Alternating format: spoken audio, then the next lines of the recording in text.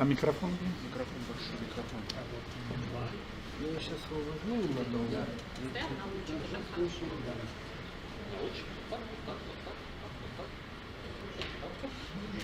Нет, А микрофон не включается?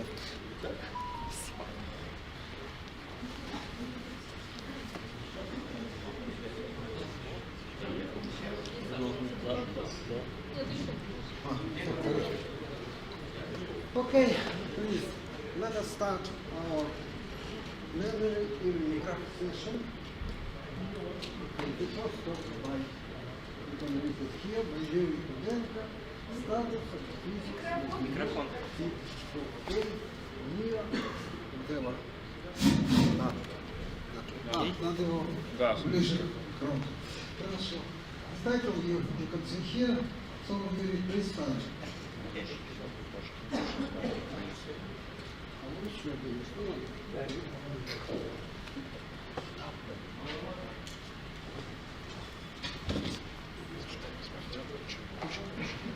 Большое спасибо.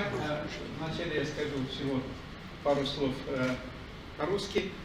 Прежде всего, мне бы хотелось поблагодарить как первому докладчику пленарной секции или пленарного заседания сегодня, организаторов поблагодарить за замечательную экскурсию в Ростов Великий. День замечательный, погода замечательная и замечательная экскурсия. Было очень-очень приятно. А теперь к сути дела. Я перейду на английский, как мне рекомендовали организаторы. So, my talk will be about status and physics of new novel detector, so-called SuperFGD. I will explain what does it mean. First, let me start from T2K experiment. So, this long baseline experiment to study neutrino oscillation using accelerated neutrino. This experiment used a neutrino beam from so-called JPARC, Japanese Proton Accelerated Research Complex. It is located here in Tokai village. So for people who don't know, here is the location of Fukushima, distance about 120 or 30 kilometers. So earthquake and tsunami was here. Here also was quite strong tsunami. Then a neutrino born here travels through almost all Japan to Kamioka mine, where Super Kamiokande water cycle detector installed. So, and the idea is to born, for example, new neutrinos or anti-neutrinos here and see what happens here. So to study neutrino oscillations. So some details which are important for my talk. So protons produce pions here, which decays into muons in this decay volume, and then experiment use this so-called off-axis neutrino beam, which directed from here, from G-part to far detector with Super K, and its distance about 300 kilometers. What is important is this neutrino energy, I would say, perfectly tuned to oscillation maximum, it shows here. So if we, for example, use this beam at 0 degrees in this direction, then we have probably more neutrinos, but most of them cannot produce oscillations. They off oscillation maximum and produce a lot of background. So this so-called off-axis neutrino beam or off-axis neutrino technique. So what is important, a distance about 280 meters from pion production target, there is a big complex of so-called neutrino, near neutrino detectors, which control beam direction and stability. And most important part is off-axis near detector 280, which measures neutrino properties before oscillations, neutrino contaminations, directions, cross-section, etc., etc. So this detector measures neutrino flux and properties before oscillations, and far detector measure after oscillation. So then you compare what you expect using this measurement here and see what's going on and make ratio and extract oscillation parameters. So I show only, we have a lot of interesting results. I show only few of them. First one is the discovery of neutrino, muon neutrino into electron neutrino oscillations, which means non-zero theta 1 free. This angle was extremely important for search of CP violation neutrino oscillations. So we got in 2011 first hint and then measure these oscillations, and theta 1 free later was measured precisely in reactor experiments. This is first result. Then immediately after 5 years of measurement, because theta 1 free non-zero, it clearly opened very interesting possibility to measure CP violation using this difference between probabilities of muon neutrino into electron neutrino oscillations and muon anti-neutrinos into electron anti-neutrinos, which is proportional with sign delta CP. And result was very, very interesting and unexpected for us. Here you show some delta CP and sign square theta 1 free, but what is most important, this is a minimum, this delta CP, and this is sigma or delta high squared. We see some hint on maximal CP violation. And of course, this experiment provides precise measurement of neutrino oscillation parameters like delta m squared between second and third mass and mixing angle theta 2 free. What is important and interesting now, in parallel there is another experiment, NOVA experiment in the United States, and this is a T2K experiment I mentioned in Japan. So both experiments also measured or searching for CP violation.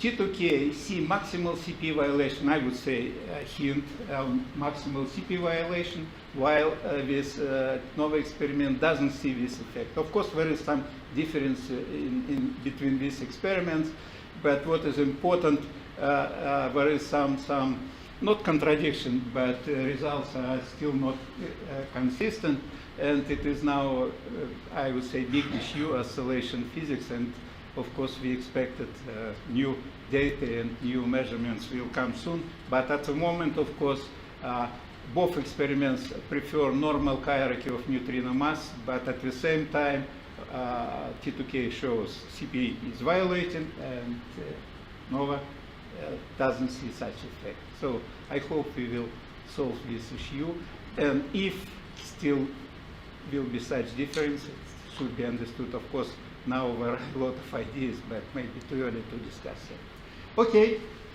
so since I am talking about this upgrade of a mirror detector, I explain a bit more details about this current mirror detector.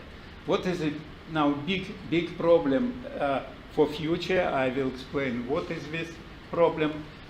Near detector measure and has some limited acceptance, mostly detect charged particles in forward direction. If neutrino goes in this direction, here you can measure muons, pions, and protons.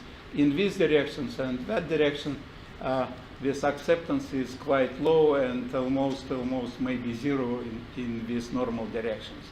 This is a fundamental issue and important issue because SuperK has 4 pi acceptance. This detector measures all directions, all charged particles.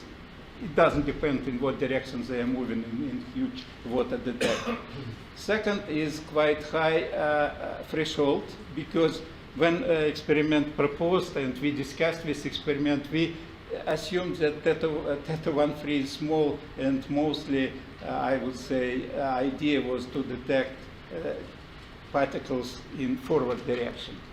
And then, of course, it doesn't have any capability to measure neutrons, detect neutrons. And since we, in search for CP violation, we measure beams with muon neutrinos and anti-neutrinos, we have to measure neutrons, because when we work with neutrinos, we have muon and proton, and here we have also muon and neutron. We have to measure neutron to reduce systematics.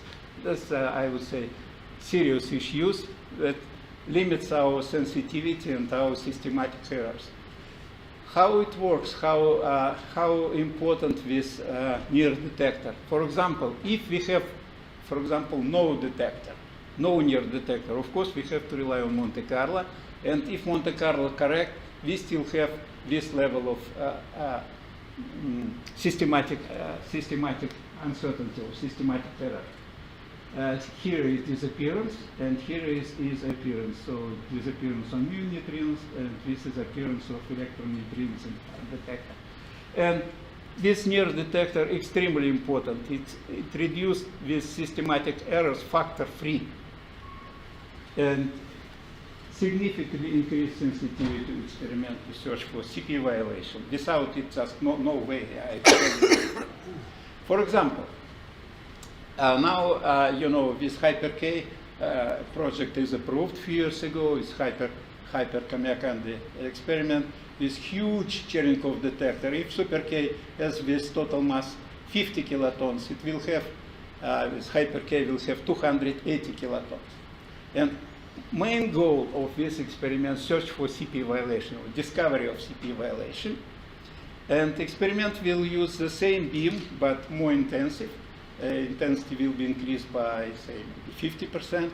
The same distance, but mass is huge, and sensitivity, of course, is larger. For example, assuming 10 years of data taken, detector experiment can accumulate about 2,000 electron neutrino and about a bit more than 1,000 electron anti-neutrino, assuming this ratio when you divide time between electron and anti-electron measurement, or muon anti-muon measurement. And see here, if there is no systematics, ideal experiment, you can reach after 10 years 10 sigma sensitivity in case of maximal CP violation.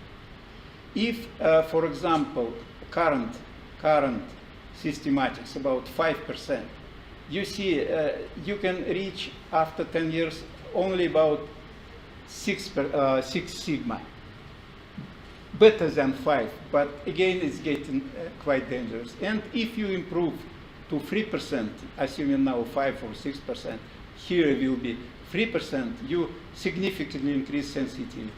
And here is even maybe more interesting. This is a fraction of delta CP you can exclude.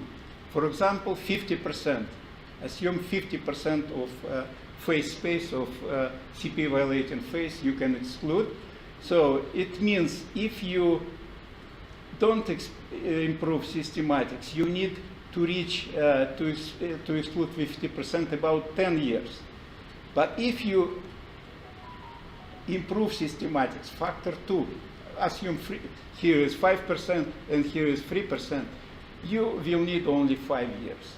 And sensitivity, you can check here, everywhere greatly increase if you reduce systematics, because here this number of events show you can statistically reach error better than 3%. Yeah, it's clear, and if no way to improve systematics, no way to reach such sensitivity.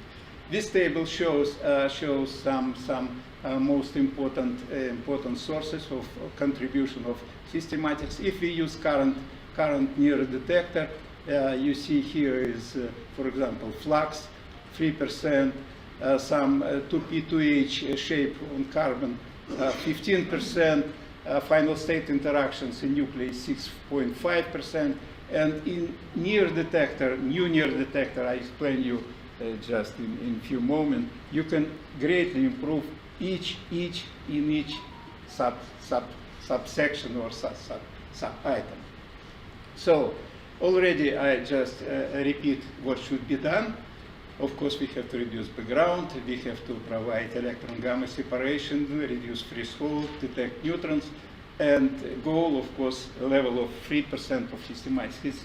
very, very ambitious goal, and how to solve it, how to find solutions. So we proposed about already 7 years ago to replace this so-called pi-zero detector. Now we feel we don't need this detector. By new complex of 3 detectors, mostly 2 detectors, is super fine grain detector, I explain you in detail. Then 2 horizontal time projection chamber, which can detect muons and electrons in this vertical and even in backward direction, and time of flight detector about around this part. So this shows our detector, superfine grain detector, which was proposed and constructed in our institute, and also Dubna and Lebedev Institute participate in this work. And in total, about 100 physicists from 6 countries worked on this detector, including electronics, mechanics, etc., etc. So main features of this detector: total mass about 2 tons. It consists about 2 million of scintillator cubes. Each cube has a dimension 1 by 1 by 1 centimeter. So this just dimensions of this detector. Here is about 2 million cubes, and this is a cube, and for example, this is a photo cube, and each cube has 3 orthogonal holes for wavelength shifting fibers, just to extract signals, scintillating signals from each cube. So in 3 directions. So if charged particle pass through cubes, we have signal into X, Y, and Z directions, like shown here. So, and this photo showed first cubes produced here in Russia, in Vladimir, very close to this place. We have our conference with very nice company, Uniplast, and here are some first planes assembled at INR. Details of this detector were presented on Monday in these talks. So, of course, it was idea. We made prototype and tested them with neutrons and charged particles. Charged particles we used at CERN, for example, this prototype, and positron goes in this direction, in magnetic field, and with Bremsstrahlung photon produce electron and positron pair. Very, very nice picture. For example, here is what is behavior of proton along this detector. So protons go here, and muons go in from this direction. So this is d over dx, just standard, about 2 MeV over centimeter. And here is a proton and stopped here. So you can see here that protons and muons and pions can be separated or identified. Some tracks, and shows this figure showed some prototypes first, second, and then for neutrons third prototypes. What is important? We obtained very nice parameters like 50, 60 photoelectrons per 1 fiber. In total, about 150, 180. Very nice time resolution, very good for detection of neutrons by time of flight, and very low dark rate, also important. I explained later. This time resolution shown here, for 1 cube, it shows start from about 1 nanosecond, and if tracked quite long, it's up to 0.2 nanosecond. Very good for time resolution, and very good time resolution, very good for neutron detection. Here is cross-section of neutrons we measured with prototype at Los Alamos using this time of flight technique and this time. So these are milestones of this detector, SuperFGD. So this start at first discussion 2017, then test of prototypes 2018, then assembly, production of cubes, assembly of planes at INR for 2 years. Then it was moved in 22 to J Park, and it shows assembly at J Park. People then here detector assembled and surface put into near detector pit, detector is here, 23, and now detector is installed, and I will show taking first neutrino beam. It's just so from here to here, it's about seven years. Yeah, it's quite a long project. Of course, we plan to do it faster, but COVID here slightly delayed our project. But anyway, it is time almost on schedule. Of course, detector was immediately tested using, for example, cosmic events, cosmic muons here on surface, and then in detector kit here you see some, of course it's not Monte Carlo, it's experimental tracks of muons, and here is a calibration. Yeah, picture is not good, but anyway, using LED system we see these photoelectrons and then calibrate and see our signal is about 50 photoelectrons for Q switch close to photosensor, very close to what we expected in the test. It is very important and very nice and very, I would say, good parameter, because attenuation length of fibers we use is quite long. So just today, picture a few days ago, detector installed this SuperFGD into magnet, and this is top TPC, this is bottom TPC, time of flight system around, not show it here, it's just installation finished today. And detector is ready to take beams which goes in this direction. I will show then first tracks. Okay, so what now we can expect? Of course, some not I would say some still expectations and Monte Carlo simulations, assuming our realistic parameters. So, if you look at current detector, this is acceptance to muon neutrinos, or muon and electron neutrinos as charged particles. So almost zero here, low here, and informal direction, of course, good. What will be in our case with SuperFGD plus TPC, you see almost flat efficiency, close to 80%. Then detection of protons, very important. This is old detector, now this is a new detector. Efficiency factor too larger, and threshold is much lower.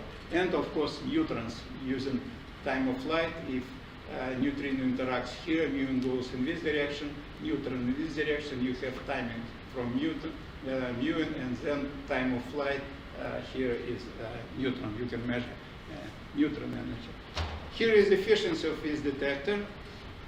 So for protons, so here we can expect then for neutrons this, I would say very good, and for muons up to very close to say about 90–95% for very wide dynamic range. Yeah, it's just a few 10 MeV for neutrons and muons, and about maybe 300 or even lower momentum over C, 300 for protons. Identification. Protons vs muon and pion. So it's just experimental from our test. So here is muon, very wide range, dynamic range, and here is proton. So you can put some criteria here and separate protons and muons in SuperFGD. Then electron gamma separation. So I already showed it in prototype test. So if photons produce electron-positron pair here, then electrons, positron in magnetic field goes this direction, electron in this direction. Of course, they make a lot of Bremsstrahlung. Here is electromagnetic shower. But what is important with initial track, in case of electron and positron, energy deposit here in this initial tracks factor too larger than for single electron. So very nice, and we measured, it's almost probably we can reach factor maybe 100 separation of electron and photons. I will tell you why it is important. And here is, I would say, PID for photons for gammas, and here is for like using boost decision and V. Okay, then what is impact on this detector on physics we can measure? For example, muon interact with neutron inside nuclei. So we measure mu minus and ion or proton. Of course, in my case, we cannot measure proton in current detector. What is the problem? So there is, of course, Fermi motion, and there is so-called removal energy or this so-called TB parameter, which spoils our resolution due to all nuclear effect, including final state interaction, etc., Fermi motion, and many other effects, like, for example, you can produce, or neutrino can produce 2 protons in final state. So, and of course, in present situation, there is is shown here some bias, and in SuperFGD, we will measure this proton. It's extremely important because we switch from measurement of muons into muon plus proton. So, for example, here, of course, it's Monte Carlo. We don't have so much data now. So this is energy reconstructed in our detector, neutrino energy, muon only. And what we expect, again, no detectors muon. It will be a bit worse, but again, realistic parameters will be added. But what is important, we can switch from this wide distribution. We greatly improve our understanding of neutrino beam in this configuration. Next is anti-neutrino. Of course, we can detect mu plus, but we cannot detect at the moment neutron. So here we have several options using our very good time resolution. I already showed. So it shows here this neutron energy, kinetic energy, and this is time resolution. And so this shows time of flight with photon or muon, and then time of flight of neutron. So what is important? So here is the kinetic energy of neutrons. For us, it's important this part 100, 200, 300, this part. And this energy resolution can be obtained at level of 10%, 15, 20% here shown. It's important because even in case of muons, we have energy resolution due to nuclear effect level of 10, 11%. Here is quite important and more or less close. Maybe we will improve this. But what is important, we identify this event very clear way and reduce background, because contamination of muon neutrino into beam of anti-neutrino is quite large. Then really very nice feature of this detector. Okay, so for example, the same reaction, interaction of muon anti-neutrino.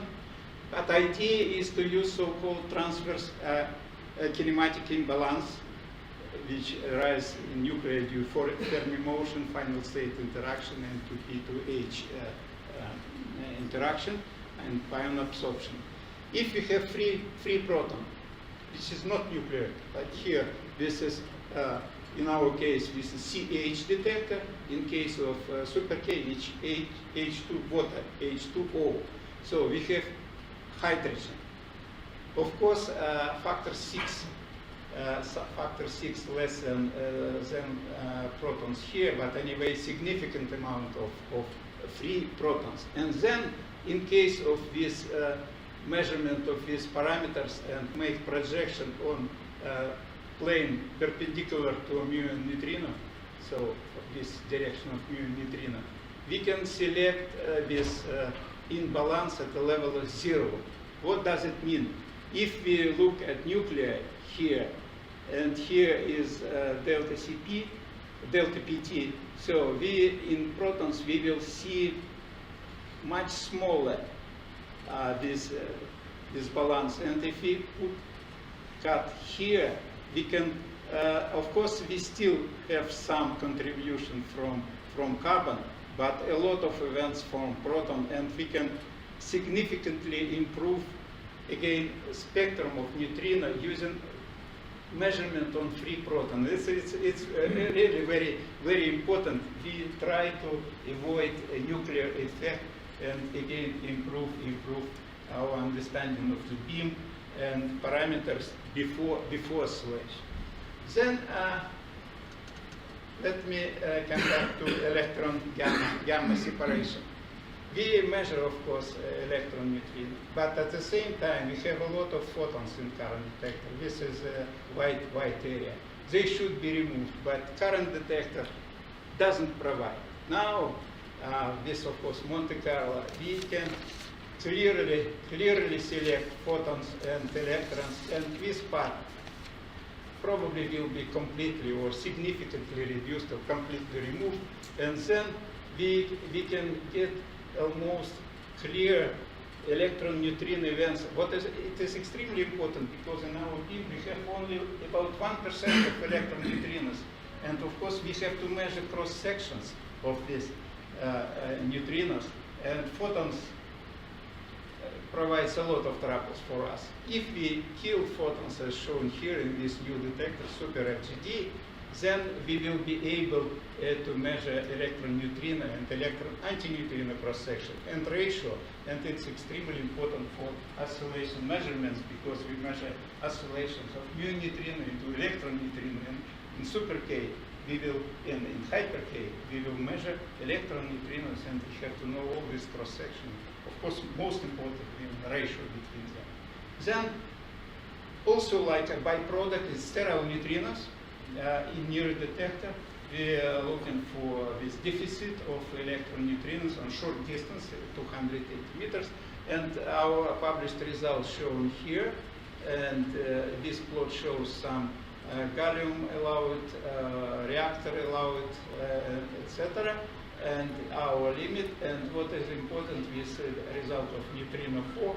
And if we will succeed to measure clear neutrino interactions and add more events even in present detector, we expect to reduce or improve this and move into lower delta n squared at this level.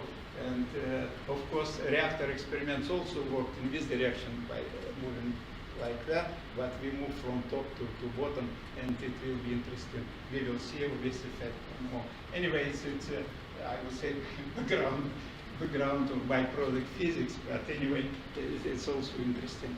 And then another important is we discussed this search for milli-charged particles, with small electric charge particles which not predicted, but anyway can appear in some extension of standard model.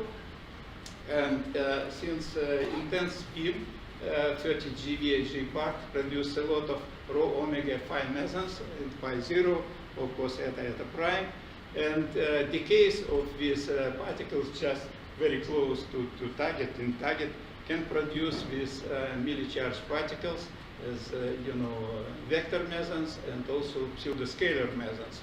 So diagrams shown here. And what is interesting and this detector, this is a cross section of our SuperFGD. So here is length about 2 meters, and these milli-charged particles which travels from a target reach detector, and if it exists, it can produce double hit and produce this electron knockout or recoil electrons, and we can reconstruct direction to here. But what is important, we have very low threshold, maybe even lower than 100 keV. Now we know our parameters, and very low noise. From our photo detectors measured, we know it, and also we have so-called microstructure of proton beam, and suppression of background is very significant in this case, and sensitivity quite good. Of course, it depends on how many protons, how much protons we will have on target. Anyway, so it's a very interesting approach, and now we start just to study this effect, and we make these estimations just a few years ago, and sensitivity with T2K and T2K plus hyper K probably will be, again, it's not our main goal, but anyway, it can be obtained quite soon, and we hope it will be interesting result. And most final slide. I've told that detector installed in November.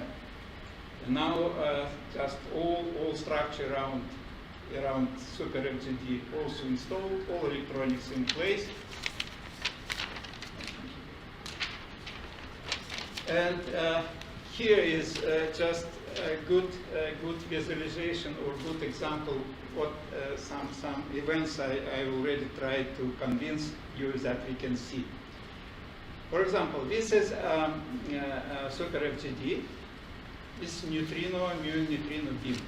And this is a full picture of detector. This is a SuperFGD with TPCs top, bottom, and all TPCs, 1, 2, 3, and this is fine-grained detectors, all fine-grained detectors. So this is muon neutrino. Produce muons, this charge current, it goes in this direction. Probably energy quite high, because maybe it's even not, maybe even just deep inelastic scattering. But what is important, we have muon here, very clear. Then this is identified as pion. It stops, decay into muon, and then muon decay into electron, neutrino, anti-neutrino, so-called Michel electron. So it's a very clear, I would say, very clear event, and demonstrates that a detector can measure and can identify site detectors. Then another event also extremely important. I already told this 2p, 2h events. Then finally we have not one proton, maybe we will have 2 protons. We cannot measure in all geometry of this effect. We can measure only with muon. But here, what we see, so muon neutrino, this is neutrino interaction point. Muon goes here, here probably delta electrons or something like that. And here, this is activity, 2 protons. And what is important is break peak. Yeah, track is short, but energy deposit clearly very high at the end. So very clear identification that this both protons. It's very nice events, and show this capability of this detector. And another is, well, of course, picture that doesn't show all axes. This already 3D reconstructed tracks, and neutrino goes in this direction. And we show here. Here in this direction we have something like muon.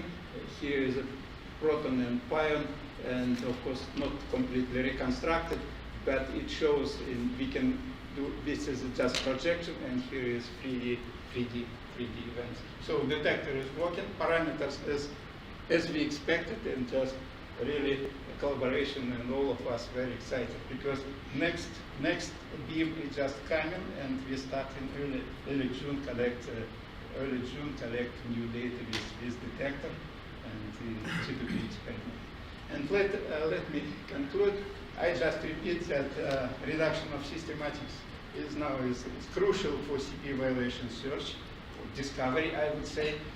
And this is a new novel detector, SuperFGD, constructed, and this project, assembly, construction, and commissioning is completed, already in patient.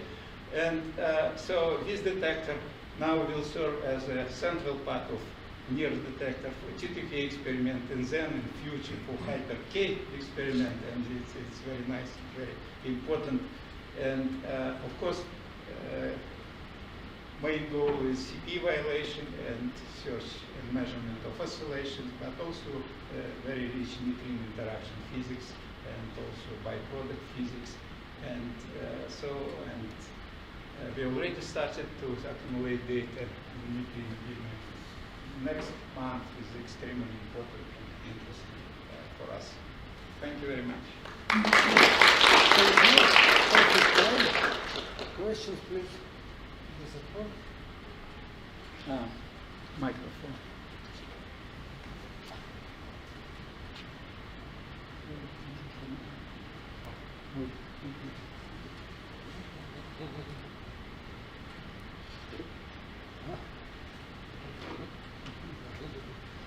Please, questions?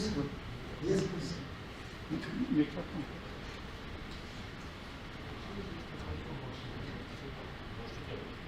Thank you for your presentation. I'd like to ask a question. When is it expected to measure CPU violation? Yeah, very good question. First, of course, we don't know it really does exist or not. I show with you. I show with you some expectation, and let me say maybe a bit more clear way.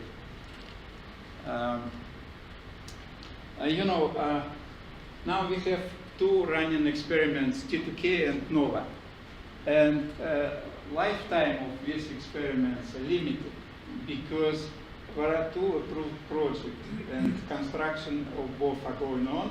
It's Juno in the United States and Hyper-K in Japan. According to plan, Hyper-K should start in 2027. Juno in 2000, approximately 31, just slips slightly. So it means by 27, 28 maybe, both NOVA and T2K will be stopped. So it means sensitivity of these two experiments will be in case of this maximal CPU violation at level of 3 sigma. 3, it's not 5. Then we can look here, and of course here it depends on systematics, but let me be a bit more optimistic. 5 sigma, our estimation shows that if we succeed to kill systematics at level I explained to you, something in approximate in case of maximal CPU violation, maximal, in about 5-6 years. It means 2033. In case of Hyper-K, Juno late. But if not maximal, then it will be quite long story, and we don't know. Of course, T213 is quite large. We are happy. Maybe we are happy, but maybe we are also lucky and maximal CPU violation. Then we celebrate in 9 years from now, maybe something like that. First, Well, thank you very much for your very nice presentation that highlights very important contribution of INR to the most prestigious neutrino experiment. And my question is related to midi-charge neutrinos. Midi-charge particles, sorry. Of course, I'm thinking of neutrinos. Yeah. What is the scale to which your experiment can be sensitive to midi-charge particles? Can you show this? Yes. I'll show you.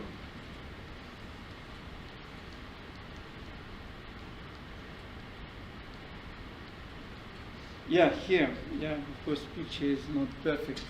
Level is something like here. A level between 10 to minus 4 and minus 3 epsilon. And this is not excluded? No? This not this part is not excluded. This part, of course, I show here is excluded. It depends on. Yeah. Oh, okay, sorry. This, of course, this molecule slack excluded, but this part is not excluded. Yeah. Okay. Here. Yeah. Andrei? Okay. I have a more technical question. From physicists who compute cross-sections, whatever, do we need from us some new computations? For instance, quasi-elastic neutrino scattering can be accompanied by Bremsstrahlung photons. Are such events important and should be they described with high precision?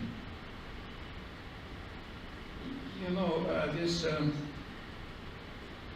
say, maybe not Bremsstrahlung photons, okay, single photon. Yeah, okay, single photon.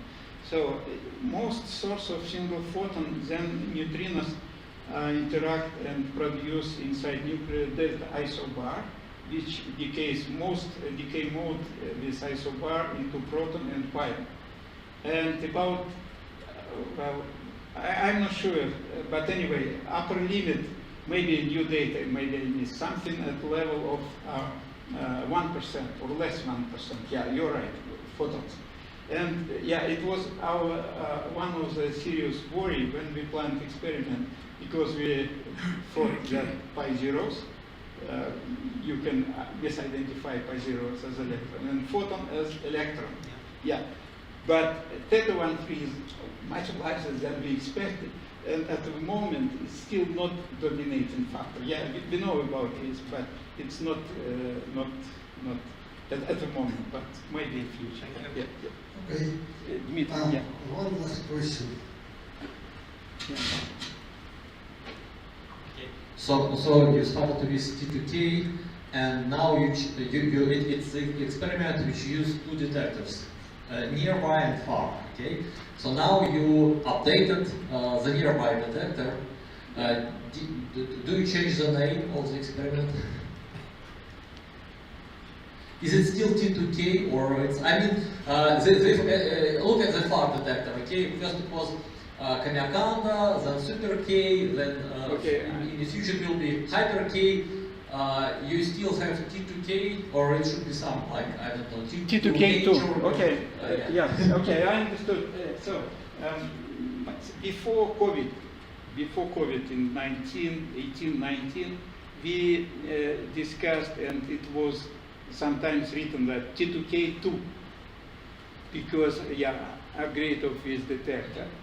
But story was longer for about 2 years. Many people didn't work.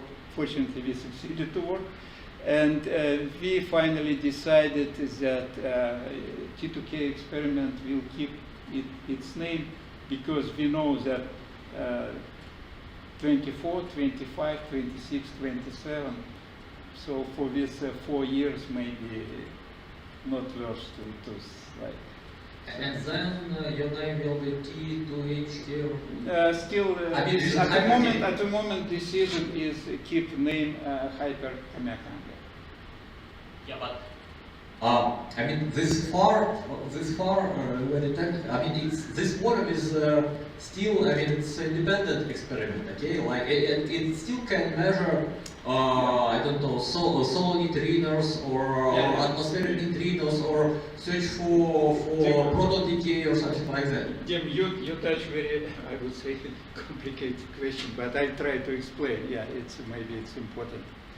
If you look here, historically, Super K was built in 98. Okay, 96, but 98 oscillation result. Then after this upper limit from Shaw on theta-1,3, two experiments, T2K and Nova, decided just to concentrate on measure of theta-1,3. So this experiment already existed for about 15 or more years. And T2K was proposed later. And decision was that atmospheric and solar neutrino covered by Super K as independent experiment. But all accelerators study accelerator neutrino, T2K. So there are people in Super K who are members of Super K and working on solar and atmospheric neutrino and doesn't touch accelerator data.